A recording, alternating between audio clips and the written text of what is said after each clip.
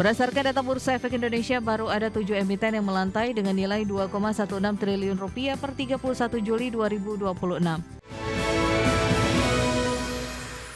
Ya, usai 7 emiten sukses melantai di Bursa Efek Indonesia hingga akhir Juli, Bursa Efek Indonesia mengungkapkan masih ada 4 perusahaan yang sedang dalam persiapan untuk menggelar IPO. Manajemen Bursa Efek Indonesia menyatakan tetap optimistis terhadap potensi gelaran IPO di paruh kedua tahun 2026, seraya terus melakukan pendampingan kepada calon emiten. Gelaran penawaran umum perdana saham atau initial public offering terpantau masih sepi. Berdasarkan data Bursa Efek Indonesia, baru ada 7 emiten yang melantai dengan nilai 2,16 triliun rupiah per 31 Juli 2026. PT Rans Entertainment Indonesia Tbk menjadi perusahaan yang terakhir mencatatkan sahamnya di Bursa Efek Indonesia pada 10 Juli 2026, di mana Rans menawarkan 25,25 miliar saham di harga Rp170 per saham. Namun di pipeline Bursa Efek Indonesia masih terdapat 4 perusahaan yang sedang persiapan untuk menggelar IPO. Berdasarkan nilai asetnya, masing-masing ada 2 perusahaan dengan aset skala kecil dan perusahaan aset skala besar. Direktur Penilaian Perusahaan Bursa Efek Indonesia, Saidu Solihin menjelaskan, masing-masing perusahaan berada pada tahapan proses yang berbeda-beda, baik dari sisi pemenuhan dokumen, proses due diligence, maupun perolehan pernyataan efektif dari OJK. Namun, Saidu menegaskan waktu pencatatan tetap merupakan keputusan masing-masing perusahaan dengan mempertimbangkan kesiapan internal dan kondisi pasar, sentimen global dan domestik, volatilitas pasar keuangan, serta momentum. Lebih lanjut, Saidu masih optimistis terhadap potensi gelaran IPO di paruh kedua tahun ini. Ia memastikan manajemen Bursa Efek Indonesia terus melakukan pendampingan kepada calon emiten dalam pipeline maupun perusahaan potensial. Berbagai sumber IDX Channel. Otoritas Jasa Keuangan tengah menjajaki upaya untuk menyederhanakan persyaratan dalam aksi penawaran umum perdana saham. OJK memastikan upaya ini dilakukan tanpa mengurangi kualitas dari calon perusahaan tercatat, serta sebagai upaya menjaga minat perusahaan untuk melakukan penghimpunan modal melalui IPO. Otoritas Jasa Keuangan tengah menjajaki upaya untuk menyederhanakan persyaratan dalam aksi penawaran umum perdana saham atau IPO. Kepala Eksekutif Pengawas Pasar Modal, Keuangan Derivatif dan Bursa Karbon OJK Hasan Fauzi menjelaskan, upaya ini dijajaki OJK tanpa mengurangi kualitas dari suatu perusahaan yang akan melantai di bursa. Hal ini juga dilakukan sebagai upaya menjaga minat perusahaan untuk melakukan penghimpunan modal melalui IPO, sehingga aksi ini akan terus meningkat ke depannya. Di tengah kondisi pasar modal yang lesu, realisasi penghimpunan modal melalui IPO sepanjang tahun ini baru mencapai 7 perusahaan tercatat dengan nilai mencapai 2,16 triliun rupiah. Kondisi ini menyusut signifikan dibandingkan periode yang sama tahun 2025.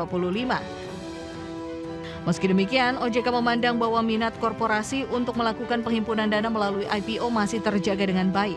Hal itu diklaim tampak dari realisasi IPO sepanjang tahun dan rencana IPO yang telah masuk dalam pipeline OJK per Juli 2026. Guna menjaga minat perusahaan untuk melantai di bursa, OJK bersama SRO juga mengklaim secara rutin menyelenggarakan sosialisasi, coaching klinik, dan diskusi dengan calon emiten dan para pelaku pasar. Meski demikian, OJK menegaskan bahwa dalam konteks reformasi integritas pasar modal, pihaknya tidak hanya sekedar mengejar kuantitas perusahaan tercatat. OJK dan SRO disebut akan menekankan pada aspek kualitas dari calon emiten hingga kesiapan perusahaan terkait. Berbagai sumber IDX Channel. Terima kasih Anda masih bergabung sama kami. Pemirsa, PT Siloam International Hospital Tbk membukukan pendapatan sebesar 6,76 triliun rupiah sepanjang semester 1 tahun 2026. Pertumbuhan pendapatan sebesar 10,81% ini mendorong laba bersih perseroan melesat 27,92% menjadi 609,45 miliar rupiah. PT Siloam International Hospitals Tbk membukukan pertumbuhan kinerja keuangan yang solid pada semester 1 tahun 2026. Emiten dengan kode saham SILO ini meraup pendapatan sebesar 6,76 triliun rupiah. Capaian ini meningkat 10,81% secara tahunan dibandingkan periode yang sama tahun lalu sebesar 6,1 triliun rupiah. Sejalan dengan kenaikan omset, laba bersih perseroan melonjak 27,92% menjadi 609,45 miliar rupiah, sementara laba usaha naik menjadi 869,58 miliar rupiah. Analis menilai lonjakan laba yang melampaui pertumbuhan pendapatan mencerminkan operating leverage positif dari efisiensi operasional inti. Kisi Sekuritas mencatat bahwa kinerja solid ini ditopang tingginya permintaan layanan kesehatan serta posisi perseroan di segmen premium yang tahan tekanan daya beli. Jaringan rumah sakit yang mapan juga menekan biaya per unit seiring peningkatan utilisasi fasilitas medis. Efisiensi ini diproyeksikan berlanjut hingga akhir tahun 2026.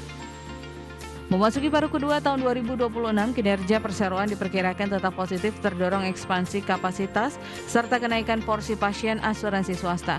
Segmen ini memiliki margin lebih tinggi dan memberikan daya tawar harga yang baik di tengah risiko kenaikan biaya obat impor. Sektor kesehatan yang bersifat defensif beserta aksi akuisisi industri dinilai semakin memperkuat prospek jangka panjang perseroan. Investor direkomendasikan memantau saham perseroan untuk horizon investasi 12 hingga 18 bulan ke depan. Berbagai sumber IDX Channel.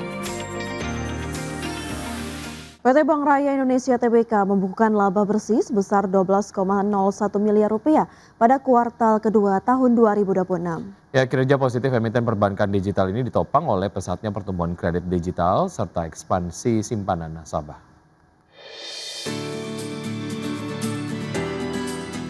PT Bank Raya Indonesia Tbk mencatatkan penguatan kinerja bisnis digital pada kuartal 2 tahun 2026. Mengutip laporan resmi perseroan, emiten dengan kode saham AGROID berhasil meraup laba bersih sebesar 12,01 miliar rupiah. Capaian tersebut terdorong oleh penyaluran kredit digital yang mencapai 16,46 triliun rupiah atau tumbuh 22,6% secara tahunan. Kontributor utama berasal dari produk pinang dana talangan bagi agen Briling dan agen Gadai yang menyalurkan pembiayaan sebesar 14,67 triliun rupiah kepada 69.000 agen. Pertumbuhan simpanan digital turut memperkuat struktur pendanaan perseroan di sepanjang paruh pertama tahun ini. Penghimpunan digital saving melonjak 66,4% menjadi 2,47 triliun rupiah diiringi kenaikan transaksi aplikasi Raya sebesar 41,2% mencapai 3 juta transaksi. Adopsi produksi digital ini sukses mendorong rasio kasa perseroan naik signifikan menjadi 38,09%. Untuk terus memperkuat adopsi, perseroan meluncurkan inovasi fitur Raya Aktif yang mengintegrasikan kebiasaan gaya hidup sehat dengan fitur menabung otomatis. Direktur Utama Bank Raya Ide Bagus Ketut Subagia menegaskan, perseroan terus menjaga fundamental keuangan yang sehat di tengah transformasi digital. Efisiensi pengelolaan aset produktif tercermin dari kenaikan margin bunga bersih sebesar 104 basis poin menjadi 5,95%. Kondisi likuiditas perseroan tetap terjaga dengan LDR sebesar 83,31% serta rasio kecukupan modal CAR yang solid di level 40,8%. Adapun fondasi permodal yang kuat ini siap menopang ekspansi bisnis perbankan digital secara sehat dan berkelanjutan. Berbagai sumber IDX Channel.